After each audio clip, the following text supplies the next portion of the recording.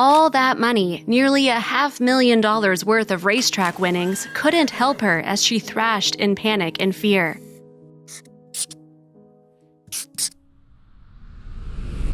Flailing beneath the hooves of 30 other terrified horses last December in a tractor trailer heading for a Canadian slaughterhouse, once-winning race mare Press Exclusive had lost her balance on the truck and her place in the world. No longer valuable as a racehorse or a broodmare, she gave birth to 9 foals. She fell down among the legs and hooves of the other slaughter-bound horses and was battered as she struggled beneath them, writhing in the shavings and manure. Also, if you have not done so already, please subscribe to our channel and click that notification bell to get inspired by these animal stories every day. Now, back to the story.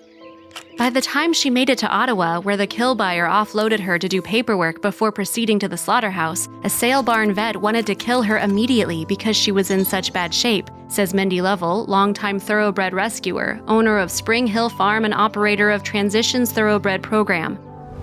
Covered from head to toe with deep cuts and abrasions, Press Exclusive sustained 4 fractured ribs and blows to the face that caused grotesque swelling. Of all the horses Lovell has pulled from the junk heap of discarded horses, the mere mention of Press Exclusive brings her to tears.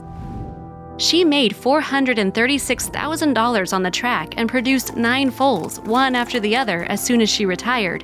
The last foal that was weaned off her just ran through the select yearling sale at Woodbine and sold for $16,000, Lovell says. With a horse like that, with high earnings and 9 foals, Jesus God, that's not what she deserves at the end of the day. And so, on a fateful day in December of 2012, as a veterinarian hovered near, insisting the sorry animal be euthanized on the spot, her poor condition making her unfit even for slaughter, Lovell and her personal horse shipper intervened. The veterinarian who operated the Ottawa holding facility where the truckload of slaughter horses had stopped and temporarily unloaded agreed to send the mare to Lovell despite deep skepticism. Already labeled condemned for meat sale, the once flourishing horse wobbled on weak legs to a transport waiting to carry her off to Lovell's Ottawa farm. And when she arrived a few days before Christmas and Lovell saw her for the first time, fear clawed her heart. I'd seen a lot of emaciated horses before, but there was something really wrong here, she recalls. I asked my vet if it was necessary to euthanize her, and she said it was worth giving her a chance. She said the next 48 to 72 hours would tell us if she would make it. If she stopped eating or got down in the stall, it would be game over. Lovell had agreed to purchase the animal sight unseen after receiving word from her network of horse rescue associates of the animal's need. She'd raised the necessary funds to purchase the mare from the meat buyer, and when she finally saw the animal's condition, she couldn't give up. Not yet. Even after Lovell's veterinarian judged the mare's body to be a 0 on a scale of 1 to 5, and the horse's fate seemed hopeless, Lovell started immediately trying to get proper nourishment and medication to the injured animal. The mare was given antibiotics and bute and coaxed to keep eating, even when it seemed that all hope was lost. The biggest worries I had with Press was her reluctance to eat, she says, so I started feeding her peppermints.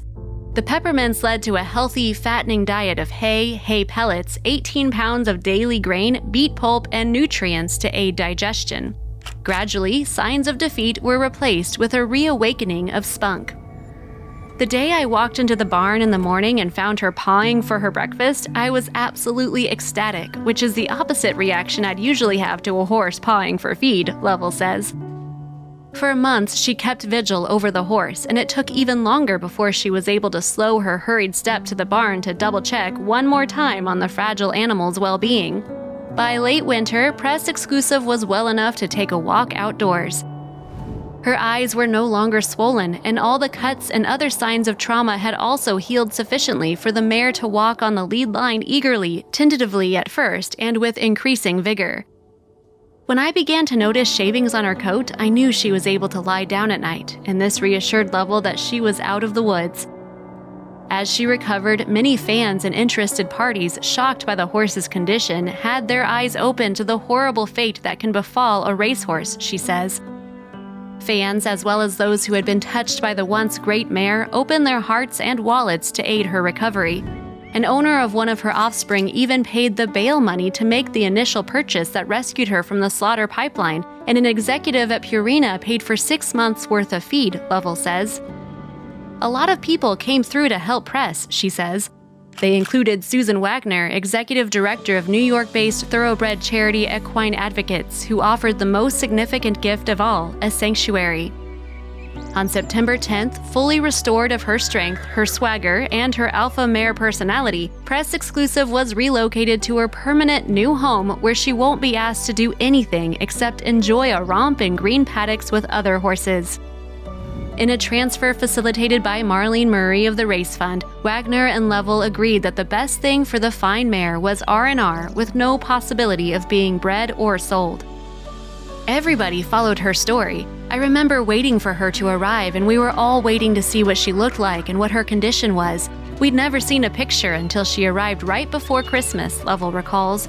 It was so bad that I had to warn people that it wasn't pretty. She actually fell when she stepped off the van for the first time.